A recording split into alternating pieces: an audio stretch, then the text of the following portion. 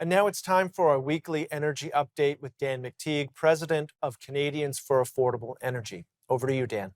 David, first week of September is now in the books, and with that has been some surprising moves at the pumps across Canada.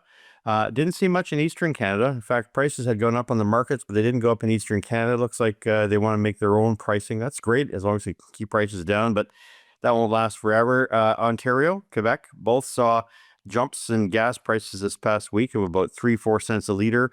That certainly wasn't because of oil or because of the Canadian dollar, which continues to show signs of weakness.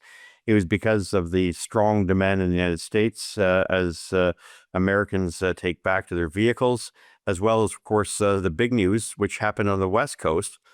That was the closure of the so-called Olympic pipeline owned by BP, which produces 300,000 barrels a day in Washington State, along with four others.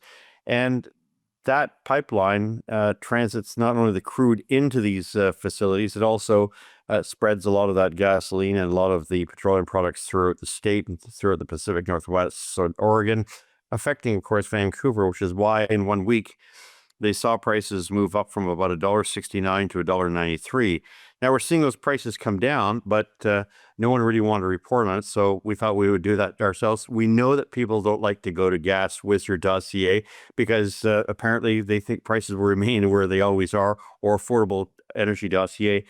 But I had many people in Vancouver complain, why did I tell them? But if you're too lazy to go look on the site, that I can't help you. And I can't give long-term predictions when events take place very quickly. So, David, aside from all of that, we're now starting to see prices move down in Vancouver. We're going to see it probably go down to about $1.70 to $1.75 by the end of this week. We're already seeing evidence of that by Sunday. And Saturday, we'll see prices move from $1.93 to $1.91 to $1.85.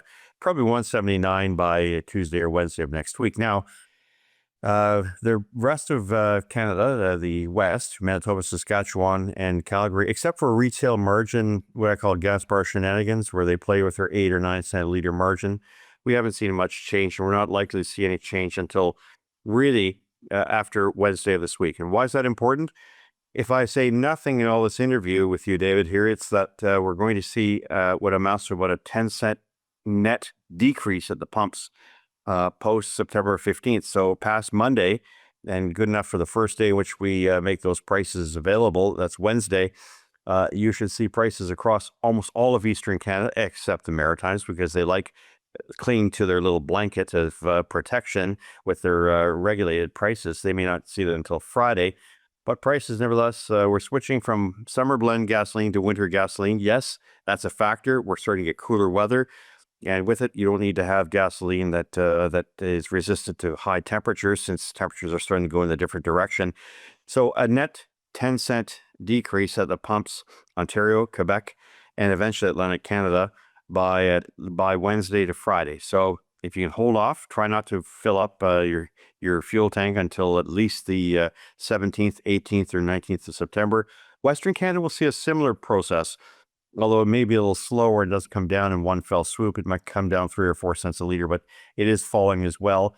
And so the picture for the next week is really declining prices in all of Canada as a result of the switchover, the seasonal switchover from summer to winter gasoline. The same way that we saw it going back up in April. A lot of people were upset. Well, what goes up must come down. Other issues related to energy. It's surprising to see that no announcements were made by the Carney government in terms of oil pipeline projects, and apparently it's not too bad, according to Danielle Smith. Now, there's the catch here is that they all believe that there's this process called sequestration, or carbon capture, storage, underground storage, and that's a great idea, and it works wonderful in theory, and we've had it working for some time at Boundary Dam in Saskatchewan. The danger is it's extraordinarily expensive, and as someone who grew up with a very famous scientist south of the border, Dr. Andrei Chizmishia, who's since passed, one of his greatest fears was what happens if that captured storage leaks. I mean, emitting that much CO2 in such a dense form in such a short period of time leads to the potential risks, far riskier than, say, nuclear waste or anything like that. So I think we have to be very cautious about this. We also have to recognize that it's nice to put a bit of water with our wine and say, yeah, we like sequestration as a condition that Mark Carney set down to sell oil to the rest of the world. Look, we already make oil to the highest potential standards in on the planet. There's no one that matches us, and we may not like the density of what's there, but look, let's be honest. What comes out of Western Canada is heavy oil. You need that for diesel. Without diesel, your economy grinds to a halt. The Americans know this. The Europeans know this. The Russians sure know this. So do the Chinese. So Canada's got to stop being Pollyannish about this idea that, CO2 is a bad thing. One of the three important elements to our survival as humankind: water, oxygen, and CO2. Without those three elements, it's goodbye to life as we know it. And so demonizing it without any relevant, truly peer-reviewed, impactful studies, other than those who are paid as scientists to come up with a different conclusion, have to really take into account the fact that Canadian oil is not the enemy. It is, in fact, the solution. And in an economy that's greatly deteriorated and falling to pieces, for which our friends in the United States are not helping us, certainly the Trump administration, the last thing we need to do is to really spike our own energy sector and other sectors that also have emissions. Let's not demonize CO2. If we do, then I can suggest an easier solution: stop exhaling. And I'm not being cute or pedantical. If people think CO2 is this massive, wicked, polluting,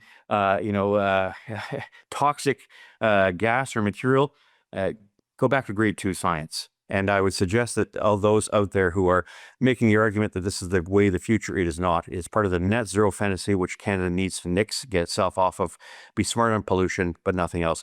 David, I talk energy, but I also talk about the policies that are driving up the price of everything, including why we have unaffordable energy in Canada. The fact that we're not getting any investments in Canada to our energy sector or any other sector explains why we have a weak Canadian dollar and why you and I have lost significant purchase power. That's it for this week. Don't forget, don't gas up until at least after Wednesday, especially in Eastern Canada.